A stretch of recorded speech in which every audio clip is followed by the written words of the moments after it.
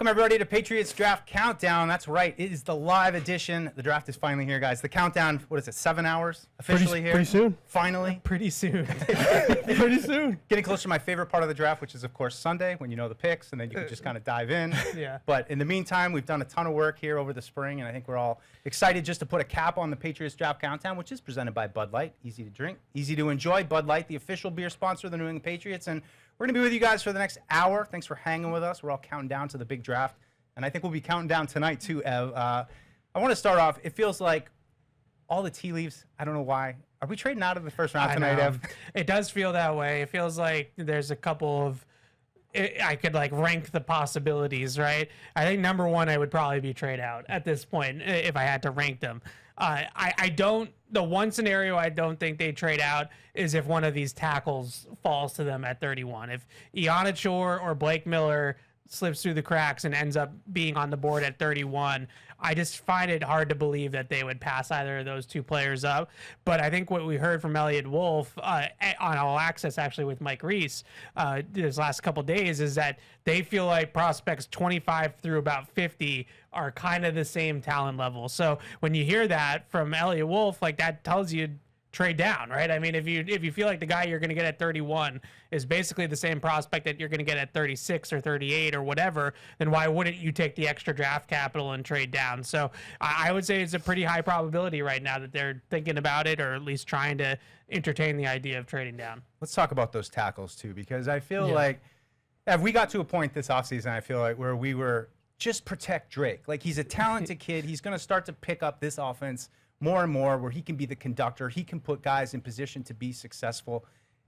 And maybe it's an oversimplification, but I saw something on the Twitter this week that showed kind of the devaluation of running backs and the expanding value of the offensive line. So, I mean, it's not related to wide receiver, and that's, you know, a direction we could kind of go because we spend so much time talking about getting that number one wide receiver. But does it make sense to you, Tease, that if a tackle is there, even though you have Morgan Moses and they've expressed confidence in Will Campbell, that you take this kid, even if he might not step in and start at 31? At 31. If it's, let's just call it Blake Miller at right tackle. It's not fun. Like, it sucks to see you, like, draft a player that's not going to hit the ground running, but it makes sense. It's a long-term investment. You got a young quarterback.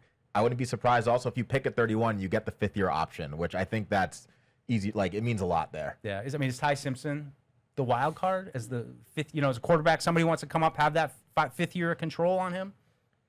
Yeah, I mean, I don't know. I kind of want to talk about the tackles, if you don't mind. Go back into tackles. Don't worry about all of Matisse's comments. Chris comes in 1 minute before the show starts, and then he's just like, I want to talk about tackles. I'm going to drive the bus. You get out of the way. I want to know that's all because if he didn't hurt his ankle in high school, he would have been. We don't need to say this every show that we're on. You would be draft eligible this year? Is that I think a big, maybe. No, I definitely wouldn't have.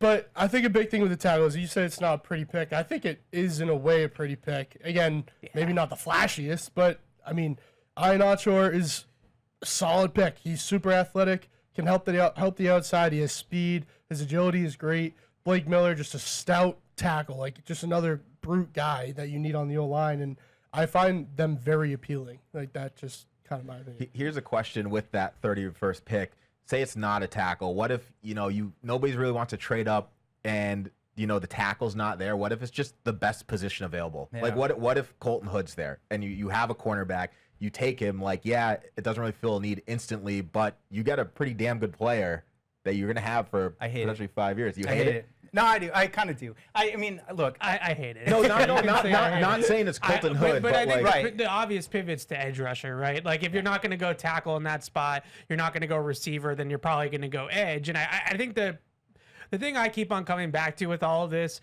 is the drop-off at tackle compared to the depth of the edge class. You might be able to get a edge player at 63 who's going to be able to come in and really contribute to this team as a rookie. It might be like almost getting a guy that would be a top 50 player in another draft because of how deep it is there at that spot. So if you can get a guy at 63, a Gabe Akis, a Derek Moore, a Keon Crawford, like one of these types of players, but then at tackle, if you pass on one of these tackles, and we're acting like they're both going to be there, and I don't know if they will be, but if Ionichor or Blake Miller is there, but you pass on that for another position, then where are you getting tackle depth from?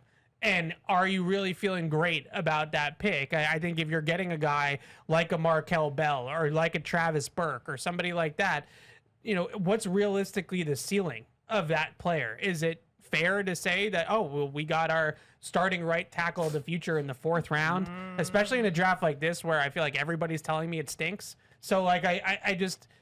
You're telling me it stinks. Yeah, it's from Evan. well, because everybody's saying that. Like, like everybody you talk to is telling you the same thing, that there's a drop off in talent about 10 to 12 picks into the 1st round where this thing levels off like crazy. And like really, like some people think from like 20 to 90 is like the same player, not let alone from 25 to 50, like Elliot Wolf said, like I mentioned. So if that's the way you look at edge rusher and you say, well, is there really a big difference between Malachi Lawrence or Cassius Howell or TJ Parker at 31 and Derek Moore at 63 versus Blake Miller at 31 and Travis Burke at 95 or Markel Bell or Isaiah World or whoever you end up picking there? I think that there's a much bigger gap between those tackles than there are the edge rushers. So that's why I think it makes sense to go tackle edge rusher, as much as I hate it. Like I've said all offseason that I don't want to do that because of the redshirt thing for the tackle, but is Morgan Moses going to play 17 plus games? Yeah. Who's behind those two with Will Campbell and Morgan Moses in terms of depth? There's a chance that tackle at 31 still plays, as a rookie, maybe more than we want him to. Yeah, maybe as the 3rd tackle. But I think that speaks to the great unknown of this draft being at 31, which is you're going to have to wait and see where the positional runs are and who falls through the cracks. And I think a lot of time teams in this position, it might not be your greatest need there, but you say this will be a need at some point, and this is a really talented player that we love, and even though we might not have a open spot for him to step right in, this is what the draft gods have presented with us, and let's just take advantage of it. I just feel like it needs to be a smart draft and less of like a flashy draft. Like, it's about filling, like Evan says, about filling the holes where you need depth. In tackle, you need depth. Edge, you definitely need depth. I see a scenario where the Patriots take 2 edge rushers in this draft. I think it's very possible because they need to expand that depth. Yeah. They just need to get better. It's kind of hits on some, Chris, I think is a point that kind of queuing up my points for tonight on our draft show. It's going to last. We're going to be talking about 3 hours before the Patriots are even on the clock. And I don't want to put too much on it because I think that the Patriots have a young quarterback that we all believe in that's, a good player that should be continuing to ascend. But at the same time, I think to your point, Chris, you need some impact guys up top. And like I would call a tackle that even if it's not an immediate starter. It's a guy who's going to be protecting Drake May in the not too distant future for a long time. But I also think the late rounds are really important to pad that depth and to continue to make this in the kind of team that they want to build. They weren't able to do it all last year. We saw a lot of guys earlier this offseason, that had been with even back to Belichick that they moved on from. With guys like Tavai that, hey, we're going to play with him for a year, but is he the perfect fit for us? Maybe not. So let's go a year. Now we're going to move on. But again, I don't want to put too much on it, but I feel like at the top of the draft, they need to find some guys at edge, maybe tackle. And at the end of the draft, they got to find guys that can provide some depth. Maybe a cornerback. I mean, you talked about cornerback, Tease, but, it's a little bit tenuous there. I'd still think that that's a position that, that they have decent depth at, as well as running back. But they just have to continue to get their kind of guys in this draft. And every draft is important. This is where you build yourself a long-term, sustainable program. And they have a lot of picks tonight. I just hope they make the best use of them and they move around the board a lot and are able to get those guys that are their kind of guys. Yeah, I mean, with cornerback too, I mean, people forget, like, has Gonzo played a full season yet? Carlton Davis is getting up there in age. But another interesting thing is with the draft, you always see the veteran trades. So, like, for example, if you miss out on the tight end, but Atlanta has Kyle Pitts. And where did that come from? I see this Kyle Pitts thing. I feel listen, like one random dude. Listen, if it's not Schefter or Rappaport, I don't really listen to it. But, like, that being said, like, it's an idea. I mean, he's on franchise tag, but what if there's a player like that who's on a tag, tag and trade, maybe give up a 4th or next year's 3rd. I don't know, just something like that. That's the thing with the Kyle Pitts situation is he's going to be a free agent next year. So is it worth giving up something when you could trade him, give him a contract, see if he can work something out? I mean, I just in this moment though, is it worth it? I would say yes. I mean, I'm a Kyle Pitts fan just because I think he's a great fit for Drake May. I I think love he's Kyle a great Pitts, fit Florida with guy. Hunter Henry. Talked about positions we feel like they have to hit in this draft, and tight end is certainly one. That would solve that problem. But we've done this for all spring. We go back and forth with Max Clare and Sam Roush and Oscar Delp, who I guess posted a picture of himself in a Patriots jersey today. I don't know what's up with that. It's another Antonio or AJ Brown. I keep calling it Antonio AJ Brown situation where he wants to be a Patriot.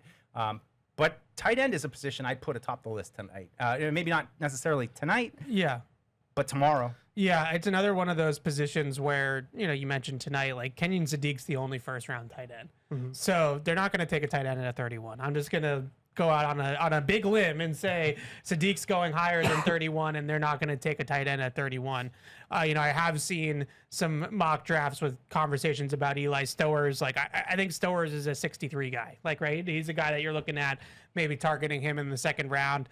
I've gone back and forth with this tight end class. I feel like I've beaten the dead horse on my thoughts on Stowers. Not my guy, not my type of flavor at that position. But, Claire, I think, kind of is the forgotten one here. I feel like we've talked a lot. These are my first favorites, I got to admit. We talked a lot about Delp, we talked a lot about Roush, and we talked a lot about Stowers. I don't feel like we've talked enough about Max Clare, who I feel like is sort of in the middle of all these guys. He's got some of the receiving upside that Eli Stowers has, but he does block a little bit. Maybe not as good as Delp and Roush do, but he has a little bit more of that receiving profile than those two players do. So I wonder if him, in the second round is a little bit more realistic than what we've given credence to. But I still feel like the one thing I keep coming back to with this entire draft, and this is your side of the street, Deuce, they have not drafted a defensive player in the top 100 since 2023. It's been 2 straight drafts where they've been all offense or with their early picks, and for good reason. They've had one of the worst offenses in football, and they have a young quarterback, and they needed to fix what they had going on offensively. But Christian Gonzalez and Keon White and Marte Mapu in 2023, since 2015, they have made 2 first-round picks on the defensive side of the ball. That's it. So at some point, and I know they have Gonzalez, and I know they have Milton Williams and Barmore, and they do have, guys like Gonzo who are younger, skew younger. But at some point, you need to start drafting some real talent on that side of the ball, because otherwise the cupboard's just going to go dry quick. Yeah, it goes right to what I was saying earlier. And I think edge is a position that you're going to look at early. You're going to have a guy who can come in and maybe be your third rusher, maybe competes with Ponder. But I look over there at like the defense that goes Spillane, some uncertainty with Christian Ellis entering the last year of his deal. You mentioned Carlton Davis, just all these different guys. I like what they have talent on defense. Yeah, but it's tenuous. Guy gets hurt. Spillane. No, you don't have any more Jack Gibbons coming back this year, so I think that's another spot of the inside linebacker, off the ball linebacker. Yeah. How do they approach that? I love this off the ball linebacker class. Wolf said that it didn't grade out quite as high as he thought it was going to when they started the process. But day 3 seems like the sweet spot, like the 3rd or 4th round, where I think there's going to be a lot of value there. Maybe 8 to 10 guys that are worth picking in the middle rounds of this draft at linebacker. Do they shock us tonight and go C.J. Allen or Jacob Rodriguez? Like, maybe that's a possibility, but I still think that's sort of that sweet spot. But on offense, and if we're being real about it, the A.J. Brown part of it aside, like, yeah, they could use like that number 1 star receiver of an ilk like A.J. Brown. They certainly need depth along the offensive line. They need a successor to Hunter Henry at tight end. But it doesn't feel like they have a ton of holes. Like, if they had to start the season tomorrow on offense, I feel like they could field a pretty good starting 11 offensively. Yeah, they're structured. I mean, they have their 5 offensive line, and they have 3 receivers that I feel pretty good about. They have Hunter Henry still. They have their 2 running backs still. And, of course, they have the quarterback. So, like, what more do they really need for 2026 besides depth and then maybe, putting them over the top by trading for A.J. Brown? Whereas defensively, I look at that edge spot and I have concerns. I think that spot not only is thin on depth, but I think it's thin on pass rush juice. Like, I like Draymond Jones. I think he's going to be a good addition for the team. But to me, it's kind of a wash with Kayvon Chaisson leaving. Like, I don't really think that they kind of treaded water there by swapping those two guys out. And then behind that, are we going to put a lot of eggs in the Elijah Ponder and Braden Swinson baskets that those guys are going to take leaps and be really 3-down players and starters and stuff like I think that's putting a lot of expectations on guys that were late round draft picks or UDFAs. So I really would like to see them come away from this draft, maybe even tonight, with one of these studs on the edge that we've been spending the last 4 months talking about. We heard from Elliot Wolf last week, and he said we could add some speed to this edge room. Did that change how you looked at this group overall? Yeah, and I think the tough part about it is that some of the guys, especially at 31, don't fit that description. Like, Zion Young, TJ Parker, Keldrick Falk. I was watching TJ Parker, and I went back and watched his 2024 tape recently because he had more production in 2024, and everybody kept saying, well, you got to go watch the 2024 tape because that's, he broke out as a true sophomore, underclassman, sort of early breakout type of player at Clemson. I watched the 2024 tape. It's the same guy. Like, I was like, this is the same thing. Like, what are we talking about here? I watched him against Texas in the college football playoff, and he's going up against Kelvin Banks and NFL caliber tackles there and had one pressure. It just isn't. He's not a pass rusher. Like, that's not his strength. He's a really sturdy, stout edge setter, good speed to power, good long arm. Can bull rush, can do that type of thing. But if you are taking Elliott at face value and just saying that's what he told you, they're going with speed off the edge.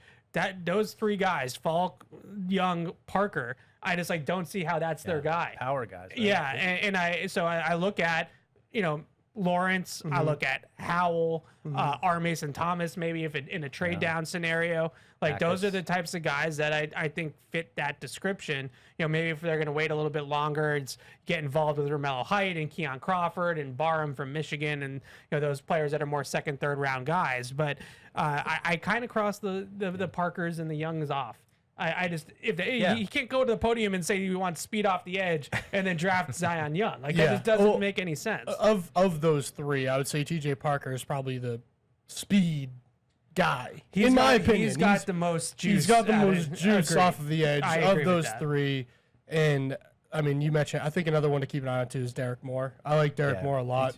Him and Malachi Lawrence are very similar with their plus. Malachi's a little more quick, a little more twitched up. I would actually. Does Moore split the difference between what we're talking about? He's got a little power, but he's speed too. I would say so. Yeah. I would say so. Where Lawrence relies a lot on his legs and his agility and his speed to get to the quarterback, I think Moore is, a little more straight line, kind of bull rush, get to the quarterback that way. Yeah, his speed to power is definitely his calling card and one of the better pass rush moves that really anybody has in this draft. And the one thing I really liked about him was his inside move too, because guys are going to brace for that power, and so they're going to set out and they're going to try to put their feet in the ground and drop an early anchor. And he's got that ability to jump inside of those oversetting tackles. So that's where you see some of that twitch or speed off the edge from Derek Moore. I wouldn't say it's really high side, like around the edge. No, that's more it's more inside. Lawrence, I think what's impressive about him to me is how skilled he is with his hands. Like, when I keep saying it, but when I first started watching him back in February, I thought that I was going to be getting this like combine superstar, right? Where like he doesn't really know how to play football, but man, is he an athlete, right? and I turned on the tape with him, and he's got some skill. He's got some pass rush moves. He's got a wide repertoire of things that he can go to beat tackles. And I was reading some of the mock drafts from some of the big insiders, the Schragers and the Daniel Jeremiahs and things like that, and they got Malachi Lawrence going before the Patriots. A guy that's going to maybe slide all the way up into the 20s of this draft. So he's your classic riser. He has skyrocketed up the board. It's really interesting too, because he was pretty much in that second, third round area for a lot of movement late. A lot of movement late. Seems like that's how it happens. I'm telling you, it's the UCF thing, right? It's a smaller school. It's not a blue blood. It's not Georgia. It's not Alabama. It's not one of those types of programs.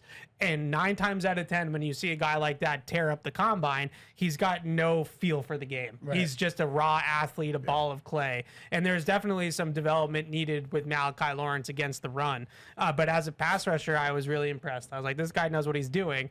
But that's rare from those types of schools. So good on UCF. They coached that kid up. Good for them. Well, we humored me for a little defense talk on the edge, but I want to ask just a question to the panel. Like, what about wide receiver? Offense, that's what I'm talking about. All right, just simple question, Tease. Do the Patriots draft a wide receiver this weekend?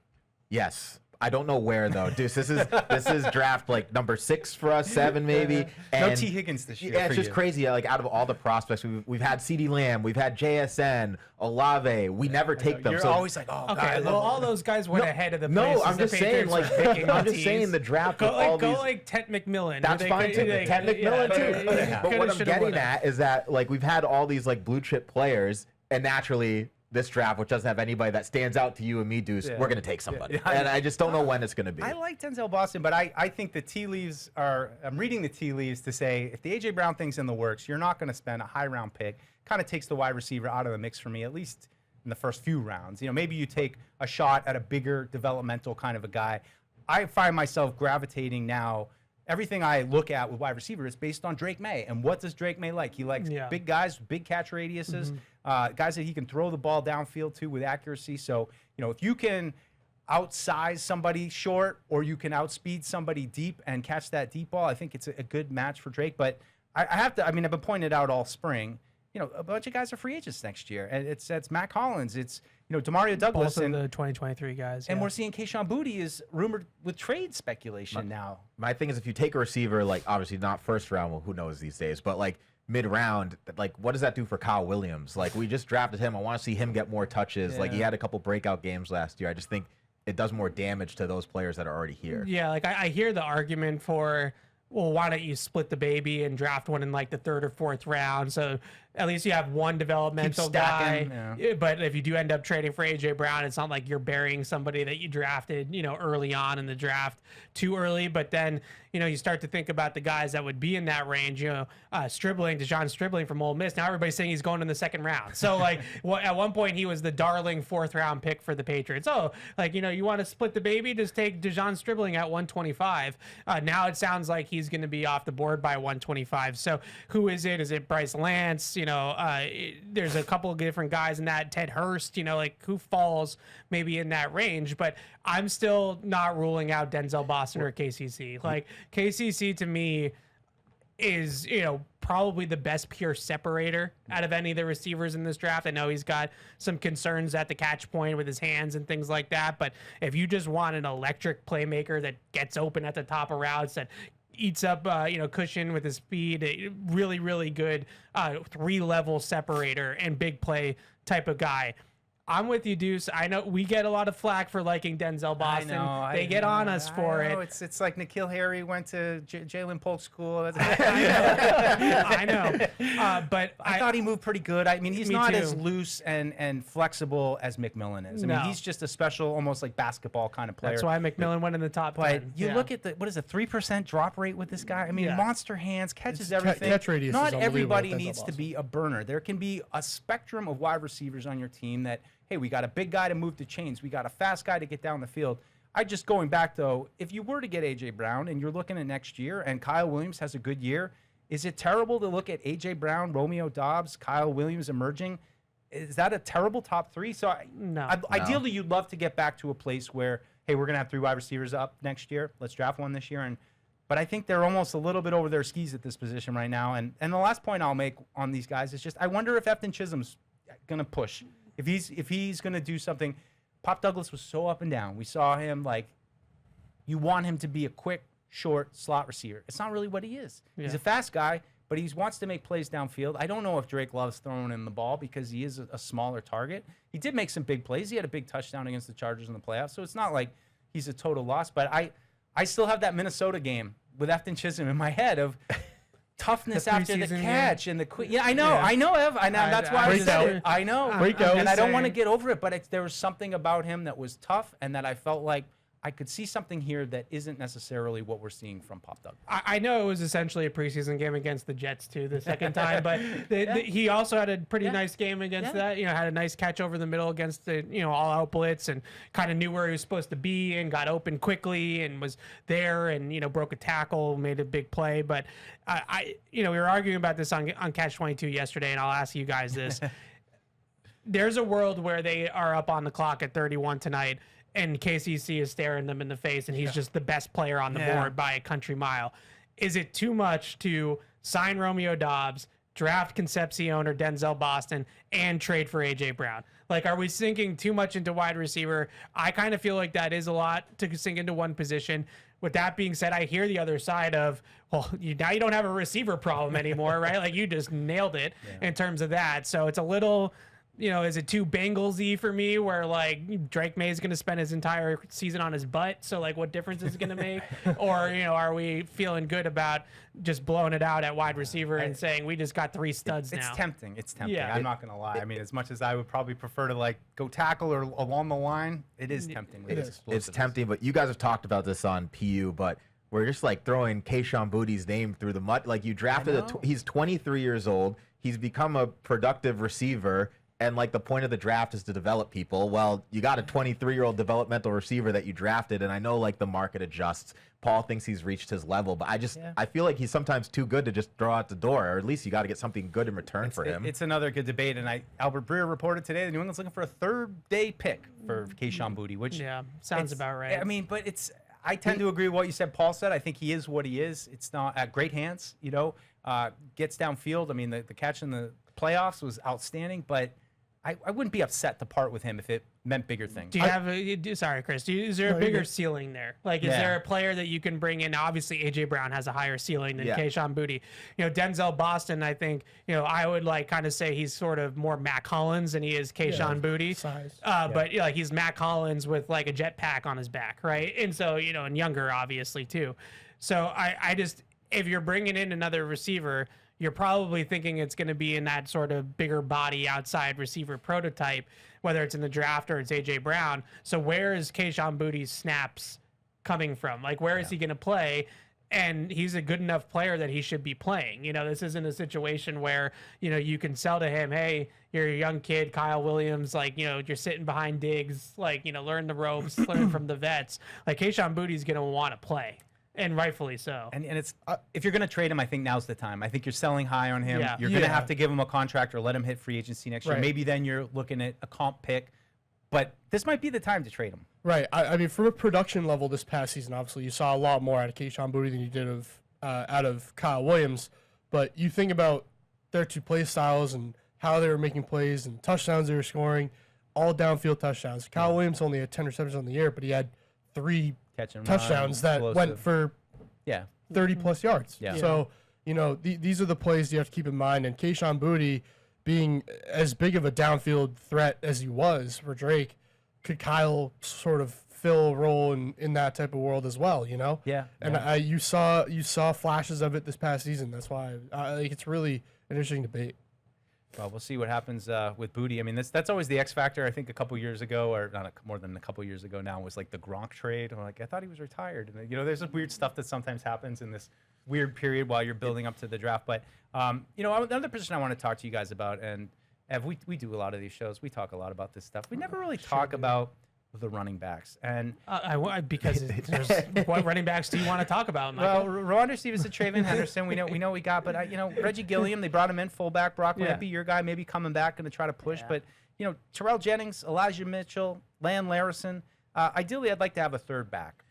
Is that something that might be in the draft, or one of those guys okay? I know we're talking about the third running back. Obviously, I have real estate on Brock Lampy Island, all right? Like, I have a little house there. But I also would say that I have a little house on Lan Larison Island as well. Because I really liked what I saw out of Lan Larison in the spring last year. And I know it's the spring. I know it's, flag football, and they're not hitting anybody. But I thought he looked really smooth running routes out of the backfield. I remember rookie minicamp. He was like big takeaway. D3 McCaffrey. I was like, whoa. There's Rex Burkhead. We just printed out Rex Burkhead again. Like, cool. So, I thought that he showed a little bit of something. Obviously had a tremendous production. I know it wasn't a high level of football, but had tremendous production in college. I wouldn't sleep on Landon Larison making a push for that running back 3 spot. I'm with you though. Maybe in the late day 3 range, can you bring in some competition for him and Terrell Jennings, and maybe whoever is the best in training camp is the one that ends up winning the job. But listen, there's a lot of property available on Larison Island. You're all welcome. You can all buy a house if you want to buy a house. I'm telling you right now to buy some property, beachfront if you want to. It's all available. The thing, it's a really small. I was there with you already. Quick shout out there. I went to our haircut guy, GA, here, GA Barbershop. I might go after this. And the guy was like, yeah, I cut some of the Patriots' hair, and I'm like, oh, really? Who? He's like, Landon Larison. He's on the island. It's like that's a random. He's on the island. He just got off the ferry. He's driving down Main Street. He's ready to go. Of all the people, you're probably going to be there with him. Sorry, TC. No, you're good. I remember for the running back section, I was just looking for something that the Patriots... running back that was good in this draft. No, not even that. Just something the Patriots don't have. And I looked at Mike Washington, just short yardage. He's from Arkansas, and then the kid from Navy, Eli Heinenreich. Yeah. Like, he can just talk about McCaffrey. He can play everything, and Armed that's what Forces McCaffrey. Does that not scream one of our 7-6 round picks over there? It would have if Bill Belichick. I think he might be going higher than that, but Josh McDaniels. You have to think that Josh McDaniels is like, I could have a lot of fun with this guy, right? Yeah. Is he a receiver? Is he an H back? Is he a running back? He might be all 3. I don't really know. If he can play, his path to me is sort of in that kind of jack of all trades sort of role, and then obviously being a big impact on special teams. So I don't know I don't break down the special teams gunner tape like some people do. So I don't know what he brings to the table in that. But if he's gonna make a roster as a rookie and really push, to get playing time, he's going to have to play in the kicking game as well. It's not going to be one of those situations where he's just going to be an offensive weapon. I would say that with anybody that's running back 3, though. Last year, the third running back, whether it was Antonio Gibson, it was Terrell Jennings, it was Dearness Johnson, was returning kickoffs all year long. So that player is going to have to bring some sort of return ability, kick coverage, preferably both, to the table in order to make the roster. So I think Landon Larison has a little bit of that juice. Like he doesn't have the straight line speed, but with the new rules, he might be able to have, some kickoff experience and return ability. But if I'm looking at running back late on day 3, whoever they draft, I think is going to have to be somebody that translates to the kicking game in some capacity. Yeah, I think the fullback and the addition, that they made, obviously, with Gilliam might change this a little bit. But for me, when I was looking at the running backs, I felt like short yardage. Ramondre, Travion, 3rd and 1.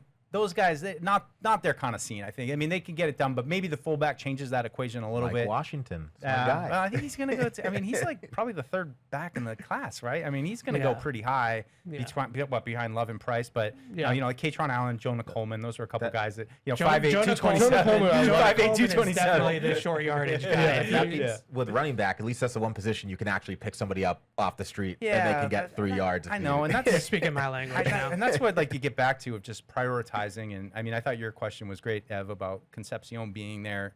Do you just make the pick even if it's not the biggest need, and you might be overstacking the wide receiver room? But I kind of get back to the trenches and trying to just build from there out. And that's why when you said the cornerback thing, I was like, no.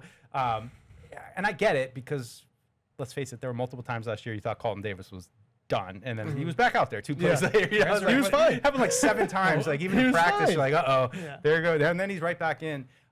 But that feeds into kind of the next thing I wanted to talk about, which was just the nose tackle position. And this is a good class F. There are a lot of big dudes. I mean, we did the defensive line preview. I feel like maybe they didn't get their due because we piled the edge, the linebackers, and the defensive linemen in there. But Caden McDonald's a guy that I've seen more than a couple people mention as a potential fall through the cracks. Here he is. And there's something, and you guys know me, this is what I love, but there's something very appealing to me about that kind of young, big defensive lineman who still is growing, still has a ceiling. To plug him in with Milton Williams, with Christian Barmore, you hope that Corey Durden continues to ascend. Maybe you're getting something out of Lenny T.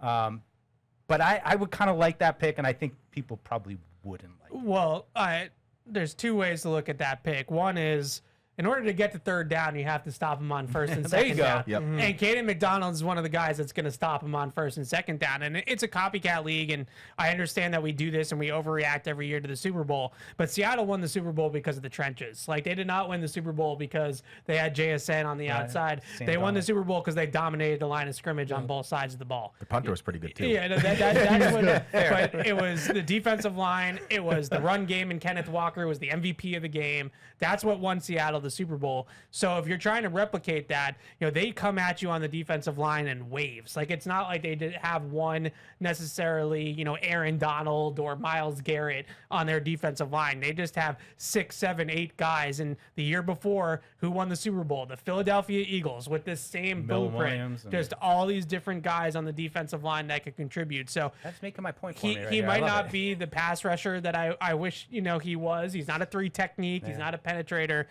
But the one thing that it does really stand out with McDonald is he has the ability to make plays in the run game. Like, he's a playmaking nose tackle. He's not a space eater. He had 30 run stuffs last year. That was the most in the FBS. So this is a guy that can get off blocks, his knockback power, just ragdoll guys out of the way and make tackles. That's different than, this guy is just going to stand in the A gap and like he's going to be hard to move. Yeah. He's more of like a playmaker at that position, which is enticing. When we move down the draft and we get into, my guy Big Citrus and Dante Corleone. That's Chris's That's guy. my by the way. guy. That's Chris's guy. Big Citrus. Big Citrus. Oh god. if they draft Big Citrus tomorrow night, I'm going to be I pumped. mean, he has to be a Patriot. There's a lot of, I feel like I've been talking the about it for weeks. squeeze on him. He beat him to a pulp. I mean, there's a lot of wordplay with an orange, I think. He's Beat him just to an a pulp. animal. I like that But one. He's an animal. the nose tackle is really the only position that wasn't a 1-for-1 swap this offseason. Everybody else, I mean, maybe you could,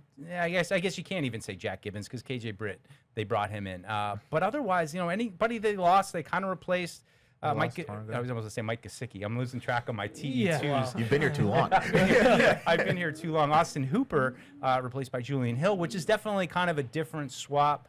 And maybe we could circle back into these tight ends a little bit because I feel like that's the class today, or not, this weekend. Yeah.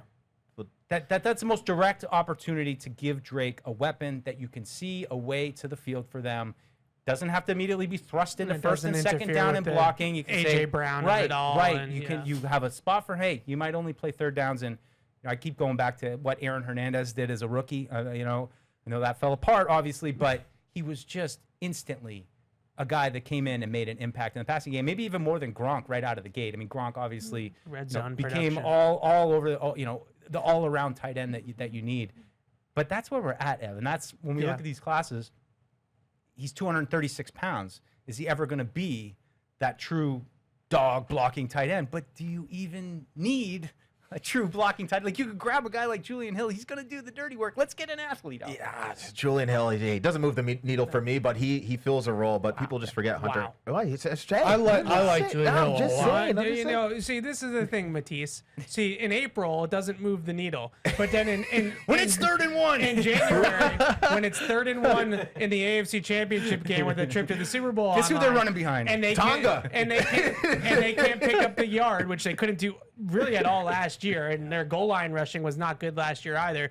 And you got Gilliam, and he's coming through the hole. And Barrett Tucker's on the double team. And Julian Hill's kicking out on the good edge. stuff. And they get to 1 yard. You're going to say to me, we're going to the Super Bowl. And I'm going to be like, yeah, Matisse, who got us there? And you're saying, oh, yeah, no, it No, doesn't matter. I love to be proved wrong during the draft. I love to be proved wrong during the Can draft. you be proved wrong in the draft, though? I feel like this is all like you select the guys and you're like, we'll see. I don't know. It's a big. I mean, the draft is the draft. That's why it is what it is. It's a guessing game in a way, and you want to, watching film who you're going to get and what you're going to see from a player, but it comes down to how this player can be developed That's and like can grow. And I was looking back at the first time I did first big board in 2011, and I just over the years, like, You're showing your age. yeah, with that I'm one. showing my age with that one. Yeah, you know. But I've always enjoyed it. But I'm always amazed by the fact that we do our little mock drafts and our big boards and all that kind of stuff. Our and, little- our little they're side. big. Our solid drafts. And we're wrong a lot, but they're wrong a lot too. Like across the league, Yeah. 32 teams, like all they're doing, like we do it, like literally the Super Bowl ended, and like the next week we get in and we're like, all right, There we're we jumping go. into the draft now. Like, who's this Concepcion guy? Yeah. I mean, you probably know more than me. I'm like completely a blank page when it comes to the draft. But even still, like these guys do it year round. There are scouts going to every school, watching all these players, tracking them through 4 years. It's not like they swoop in their senior or junior year and say, all right, he's coming out. Is this guy good? Like, they know. They probably go all the way, go back to high school. And so you think this is the culmination for this whole scouting class. But every single team is going to have probably a bad miss in this draft. I'm thinking of a prove me wrong guy, and this isn't for me, just the media in general. I would say Craig Woodson. He got drafted. I think a decent amount of people were like, I'm just not sure. And then he's balling out in the Super Bowl, which also goes to safety in general. Evan, on your big board, you have a couple safeties too, right? I do have a couple safeties. I think, Kevin Byard's 33 years old. He's only on a 1-year contract, and he's a great player. He was an All-Pro last year, but I think that's a position that is sort of twofold to me. One, I think that they need pipeline players, they need developmental players, because Byard's obviously going to be here for a short time, not a long time. The other thing is do they want to get more 3 safety heavy? Do they want to have that in their back pocket, that, dime defense, 6, defensive backs, third down, not to keep going back to Seattle, but Seattle, right? Like, do you want to be able to do that sort of thing? Then you need to get a third safety in here that's maybe a little bit better than what you have. No disrespect to Del Pettis, but can you upgrade that third safety spot in the short term, and then maybe in the long term that player is Kevin Byard's long-term replacement and Craig Woodson's wingman for the next 4 or 5 years. So we talked about KCC.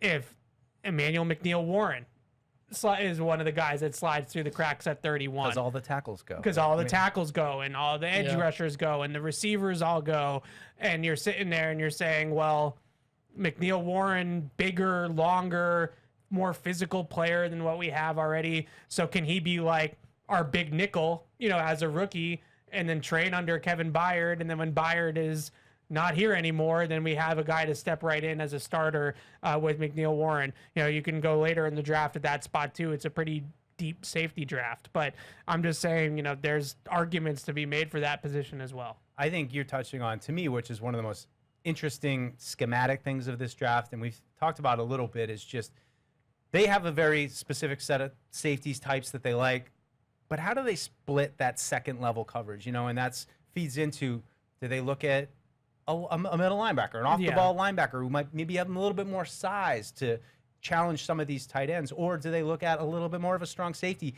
When you look at modern NFL defense, I see that as like kind of the weird point, and it was so on display when you went from Gerard Mayo and Bill Belichick's defense, where it's Patrick Chung and Kyle Duggar, and we can never have too many strong safety types, and our linebackers are going to be big dudes who we probably don't want them in coverage, but they're going to be able to stop the run and be physical. I think you might maybe get a signal here of like what direction the scheme's going to tend to evolve. Because again, going back to my main point, they couldn't do everything last year. So I think there probably are some players in positions last year that we don't even realize that this isn't the perfect fit. Ideally, we'd like to get a mobile middle linebacker in there, but let's use Del Pettis, for example, in that role this year. So.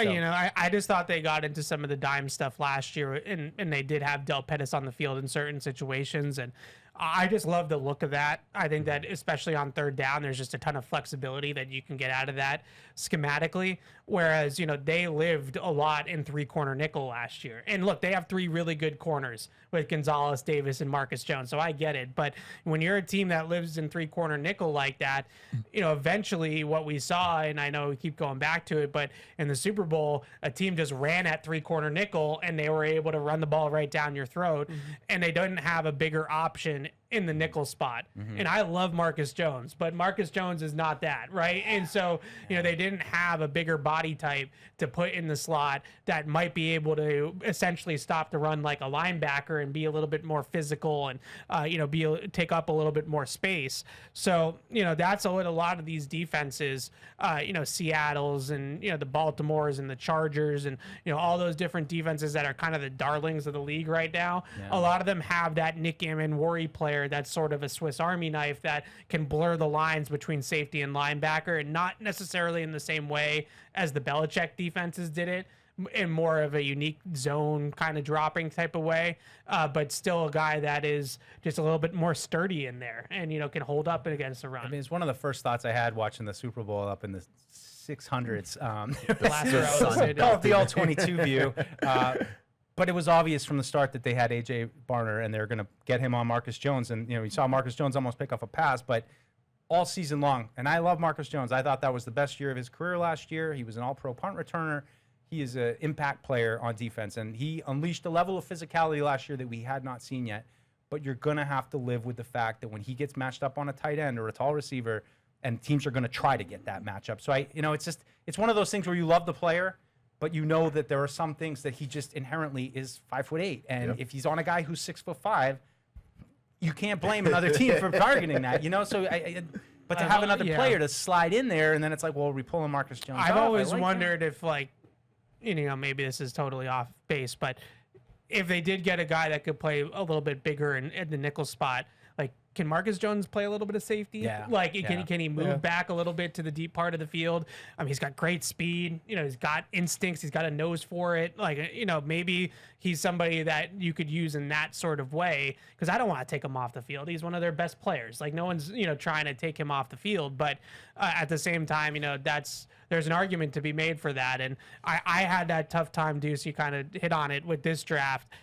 So many, when you look for those bigger safeties, like a Nick Amenwori, they don't exist because they're all linebackers. Mm-hmm. So, like, in college now, the 220-pound, strong safety is now Kyle Lewis. He's now playing linebacker. He's Harold Perkins. He's, guys that have LB next to their name. So it's maybe semantics, whether he's a linebacker or he's a safety. But in this safety class, there's a lot more cover guys and there are run defender types, and like there aren't a lot of guys that are true box safeties, because those are all now being played at linebacker in the college game. Like, the one guy I can probably think of is Treydon Stukes from Arizona, but he might now go in the first round too, apparently. So, I don't know, but like, some of the guys that I gravitated towards, Bud Clark, Genesis Smith, those types of players, those are cover guys. Like, those are guys you want in not Halsey. Halsey's like the box. Halsey's the one. Him and McNeil Warren are the two guys I think are going to play closer to the line of scrimmage. So, maybe Halsey's on the list. All right, guys, I hate to do this to you, but I'd like to just talk for a minute about the other teams in the NFL, specifically the AFC East. Oh, there are other teams. Well, especially the Jets, who are picking second overall. And, look, the Jets, they've made a lot of moves this offseason. They kind of hit the reset button again. Yeah. Again. But if you were the Jets, Ev, or, anybody can chime in, just, you're picking here at 2 and 16. I mean, an opportunity for the Jets, and this is just the tip of the iceberg for all their picks. The Miami Dolphins picking right before the Patriots, but I don't love that either, because that's going to always be a pick that's kind of married to the Patriots. And then, the Bills going slightly before that at 26. Just any general thoughts you guys have on the AFC East, what they need to do, especially Buffalo, who I've said is maybe panicking a little bit. Maybe they're getting a little tight. They see the window closing. About the Sabres or the Bills? The Sabres, we saw it. I know we do. As soon as Josh Allen opened that game, I'm like, uh-oh, this is going to look good for the Bruins tonight. But, those are the teams I see as obviously the Patriots' most direct competition. The Bills looking to bounce back this year. They've got a new head coach. Ed, what do you think the Bills need? So I think the smart move to make is to draft one of these edge rushers, because they are thin there, and I know they have Greg Rousseau on one side, but the other side has kind of been a little bit more of a revolving door, and I think defensively it doesn't get talked about enough how much of a step back they've taken on that side of the ball. And I think ultimately what decided McDermott's fate, I know it's because he didn't win any playoff games, but I think ultimately why they didn't win any playoff games was just as much about the fact that they couldn't stop anybody when it mattered versus Josh Allen and his issues in playoff games. So McDermott was a defensive coach. It was his system. It went back a lot of years, all the way back to Carolina, like over a decade plus of running that same system in Carolina and Buffalo. And it kind of fell apart talent-wise for them on all three levels, I would say, defensively. So edge rusher, I think, is the one, just listening to some of the people in Buffalo, that's the smart pick, right? Like that's the head on your shoulders kind of pick. The pick that is the classic Buffalo Bills pick is wide receiver, because you're just trying to make Josh Allen as operational as possible and appease people when they say that Josh Allen doesn't have enough, around him in the passing game. They certainly took a step back in their downfield passing game last year. They were not a very prolific downfield deep passing attack because they didn't Oh, really no, they have had anybody nothing. to They had throw nothing. to. I Right? know. So you have Shakir, you have Kincaid, you have Knox. Those guys are kind of second, first and second level. DJ Moore. Yeah. The DJ Moore trade is sort of along the lines of trying to get somebody that Yeah. can win on the outside and down the field. But I think that ultimately they come back and they take one of these edge rushers. The Jets are also really fascinating to me. I feel like they should probably go David Bailey because to me, Arvell Reese is a ball of clay. Is he a linebacker? Is he an on the ball linebacker? Is he an off the ball linebacker? Is he a pass rusher? What is he? And if I'm the Jets, I'm thinking a little bit pessimistically here. Like, are we 100% sure Aaron Glenn is the guy? Mm-hmm. Yeah. And if we're going to give him this developmental player that we don't really know where he is going to play, and it's sort of a feel out situation, and we're going to draft him with a plan in mind from one coach, and then a year from now we're going to have a totally different coach. Is that really the best case where David Bailey's been playing edge rusher his whole life? You put him out over the tackle and he's going to be able to play the position. So it's definitely a simpler projection, and especially if you're not 100% sold on the coach, giving him a guy like Arvell Reese feels like tenuous at best. Yeah. If you're the Jets and the Dolphins, you need to draft an edge rusher because for those two, you're playing Josh Allen and Drake May for the next minimum 8 years. Yeah. If you're the Jets and the Dolphins, do not draft Ty Simpson. You should, but I'm just not really sold on it when you got next year's draft class where you're potentially getting, on paper, a better quarterback. As Evan said, are you going to draft Ty Simpson and then Aaron Glenn's gone and then you're kind of stuck with a Josh You Rosen fall short. situation? You don't want to waste that pick. Yeah, pretty much. is Simpson going to get you to a point where just out of range of the better quarterbacks, but you Yeah. have an Still okay serviceable that you can, Still all right, fine, we'll I know. ride with Doesn't- him. He Like, it's doesn't like a feel like question a mark. Dolphin or a Jet No. pick to me. No. I think the Jets are in full, let's wait for the 2027 quarterback class and hope like Arch Manning or one of those guys falls to our lap. The Dolphins, I think, kind of believe in Malik Willis. I don't know if they should, but It's they just kind of weird. do. They do. It's like a bridgy thing though, still. You Yeah. know, obviously if it blows up in their face, then they'll be at the top of the draft and they'll be picking quarterback next year too. The team that feels like the Ty Simpson team to me is the Cardinals. That's the team that I feel like, they have a LaFleur now as their head coach. Like, can you plug him into that system that all the, Shanahan tree guys are running? And is he Brock Purdy? Is he Jimmy Garoppolo? Is he just the guy that's going to hit the right buttons and get the ball where it needs to go? But you're talking about the Cardinals. It could be the same thing. They're probably going to stink again next year, and then you're in another top 10 situation. Yeah. You have Ty Yeah. Simpson. Are you literally going to do the same thing? I mean, it's an interesting point, especially when you think about our team's really going to want to trade up for him. Yeah. That's been some of the speculation. Oh, when to get into the first round, get him with a fifth-year option. But I like what you're selling a little bit better, rather than expending capital now to get him and then feeling like, well, we don't even know. And let's face it, I don't even know if you'll know next year with him. Well, Like, he might need a couple years. That also being said, we talk about quarterbacks. Look at 2 years ago, everybody's saying Michael Penix going in the second, and he went number 9, something like that. He went Yeah. pretty high. So You think there's that would anybody shock that- everybody, is, yeah. is there that kind of pick this year, you think? Is there somebody, because I've seen speculation here today, and this is, of course, we're all losing our minds now, done this for multiple months. You've figured out every scenario, and now you're coming up with the ones that are the most ludicrous. But, is there a player this year you think that somebody might fall in love with and just grab? I mean, maybe it is Simpson. Maybe somebody does love him. I think for Dan me, Orlovsky does. I think for me, I'm gonna running go. a team because he really loves Ty Simpson. I'm gonna go a different angle with how you word that question, dudes, and say I feel like there's more of a chance that a lot of these edge guys that are in this draft, I think there's Just a chance go. that You mean like everybody? It's just a run on edges in the first round? yeah, like either that or some of the guys that you were thinking might go early in that like top 10 area. Maybe it's going to be a different edge rusher than we thought. You know what I mean? Yeah. Something like that. I think it's more likely that way. I feel like we've gotten to a consensus with this draft. It's a weird draft. There isn't a ton of blue chip talent. There isn't a ton of quarterbacks other than Mendoza that feel like sure things. But and there's a long list. But I feel like there's probably I know the 9 guys that are like the guys in this draft. Mendoza, Reese, Styles, Downs, Jeremiah Love, David Bailey. Mansour Delane, who I think is just a stud at cornerback, and then I'm blanking on the last one. Of course, I'll pull it up in a Bain? second. Big Citrus. Oh, Bain, yeah, Bain. Reuben Bain.